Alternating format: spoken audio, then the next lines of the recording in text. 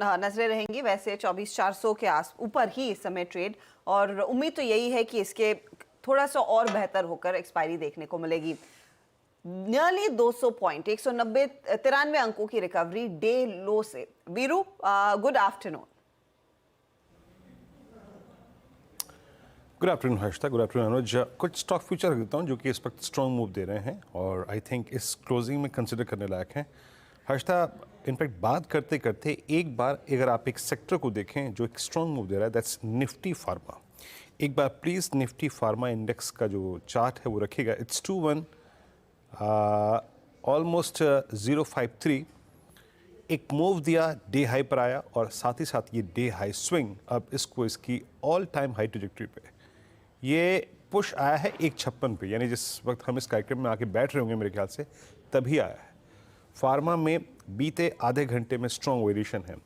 पहला स्टॉक में रखना चाहूँगा आपकी स्क्रीन पे, दैट्स ज़ायरस। स्क्रीन पे रखिएगा, चाहे वो नेक्स्ट मंथ की ऑप्शंस की एक्टिविटी हो and specially roll over activity. Strong Zydus at day high, Nifty pharma at day high.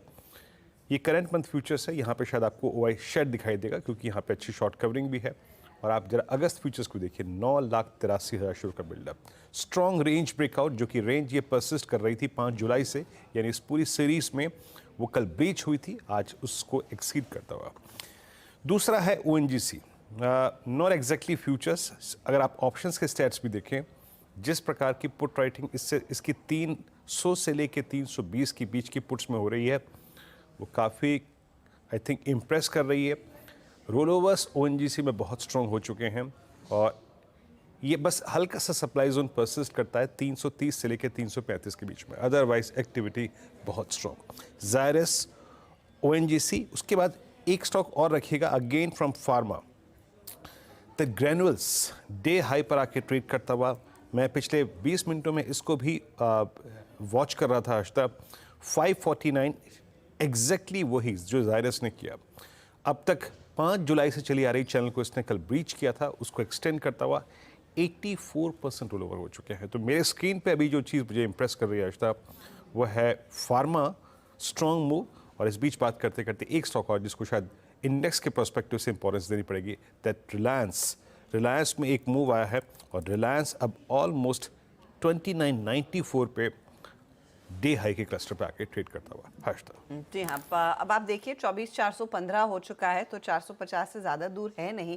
थोड़ा सा और जोर लगाना पड़ेगा इस मार्केट में इस मोमेंटम को बरकरार रखने के लिए। अच्छा, ट्रेंडिंग काउंटर्स, वो स्टॉक्स जो पहले से ही जोर लगा चुके हैं। सॉरी हर्षिता, मैं आपने एक बात की, मैं उसको एक्सटेंड करना चाह रहा था।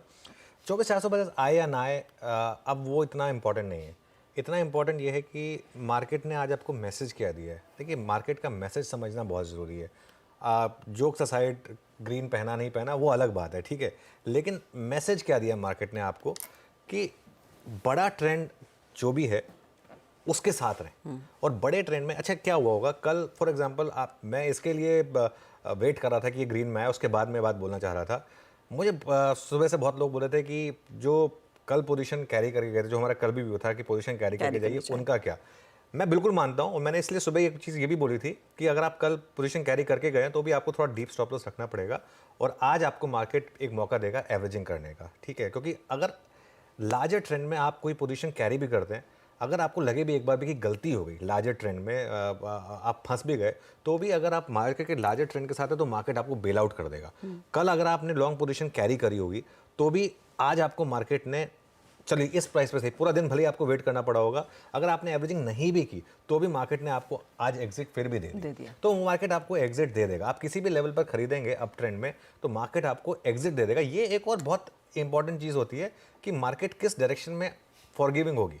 आप अगर आप मार्केट के अगेंस्ट ट्रेंड लेंगे, फॉर एग्जांपल आज अगर सुबह आपने गैप डाउन पे शॉर्ट कर दिया, तो फिर मार्केट आपको फॉरगिव नहीं करेगी। फिर एक और चीज़ होगी, आज रात को हो सकता है यूएस मार्केट में भी रिकवरी हो जाए, तो फिर कल सुबह एक और गैप अप हो जाएगा, तो वो भी एक आपके लिए मतलब एक सीख होगी कि लार्ज ट्रेंड के साथ रहें। सॉरी, आप ट्रेंडिंग काउंटर की बात करें। नो वरीज, उस पर आ जाएंगे। यूएस मार्केट इशारा क्या कर रहा है वो भी मैं आपको फटाफट से बता दूंगी कुछ ही क्षणों में। डाउ तो पुल बैक की तैयारी कर रहा है वैसे, बाय द वे अनुज, 57 अंक ऊपर है। नैस्डैक जो सबसे ज्यादा टूटा था 84 अंक नीचे है। S&P में 11 पॉइंट तक की गिरावट देखने को मिली। ये है आपके लिए ताज़ा हाल। अमेरिकी फ्यूचर्स का, स्पेशली कल की कलिंग के बाद।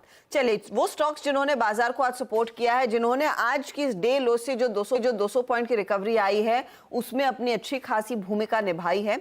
टाटा मोटर्स का बड़ा हाथ है, 5.5% के गेन्स, इनफैक्ट 6% की तरफ बढ़ता हुआ।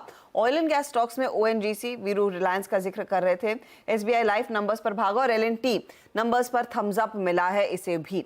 फटाफट से कुछ मिड कैप गेनर्स भी आपकी स्क्रीन पर लेकर आएंगे। यहाँ पर एचपीसीएल, यूएसएल, सिंजीन और आईओसी जैसे काउंटर्स है। तो ऑयल एंड गैस की एक बहुत बड़ी भूमिका रही है आज के दिन। हालांकि सेल साइड पर क्या है, axis bank, Nestle India, Nestle के नंबर्स निराशाजनक है, 2.5% नीचे। श्रीराम फाइनेंस के कल नतीजे आएंगे, उससे पहले थोड़ी सी नर्वसनेस। और टाटा स्टील भी आज करीब करीब 2% नीचे ट्रेड करता हुआ।